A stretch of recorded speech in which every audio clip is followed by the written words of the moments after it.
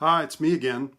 This is going to be video number 2 in my very brief introduction for fretted stringed instrument players into music theory and understanding the relationship between musical keys and the chords involved in accompanying people playing other instruments.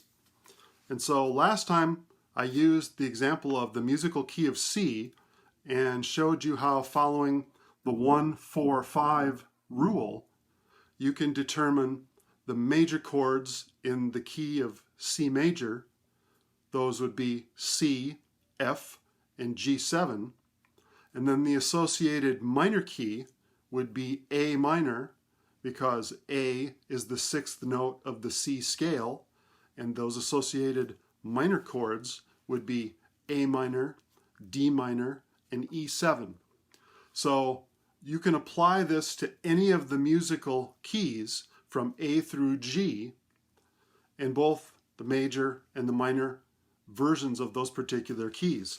So this just follows that with an example of the key of G, the musical key of G.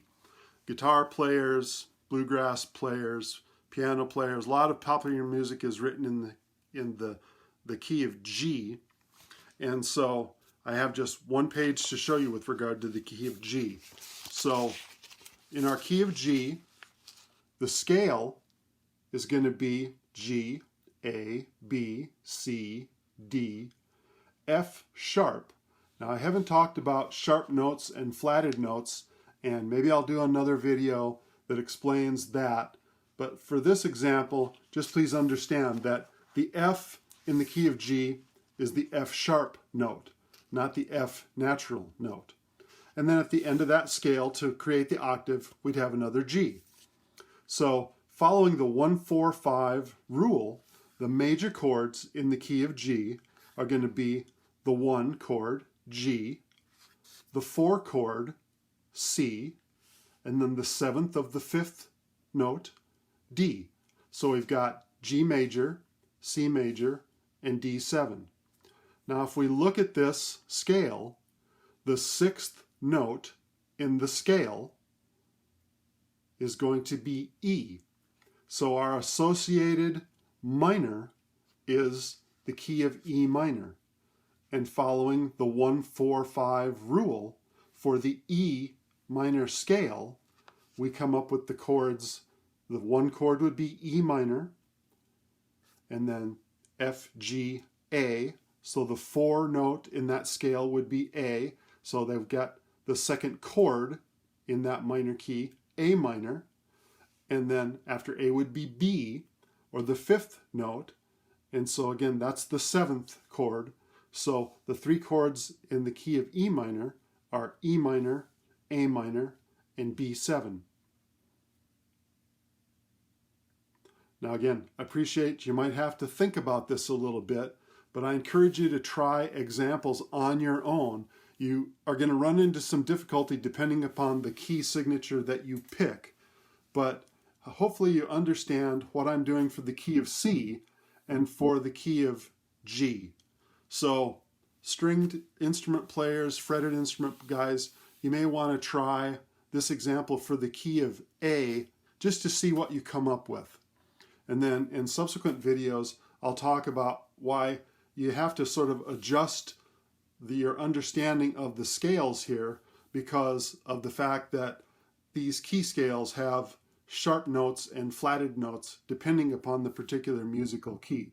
But now you've got an understanding of the 6 chords that you can play for a song that would be written in either C major or A minor, as well as now the 6 chords that you can play for a song that would be written in the key of G major or E minor. Because remember, the association works both ways. If you've got a song that you understand is written in E minor, and then suddenly the flavor of the song changes, remember those G major chords might be the reason why you go from that sort of a dark sound of the minor key to the sort of brighter, and I call it a happier sound, for the major key. So again, just to finish up, our chords for the keys of G and E minor are going to be G, C, D7, and then in E minor we've got E minor, A minor, and B7. And I'll finish this with just a random combination of those chords so you can hear what they sound like musically.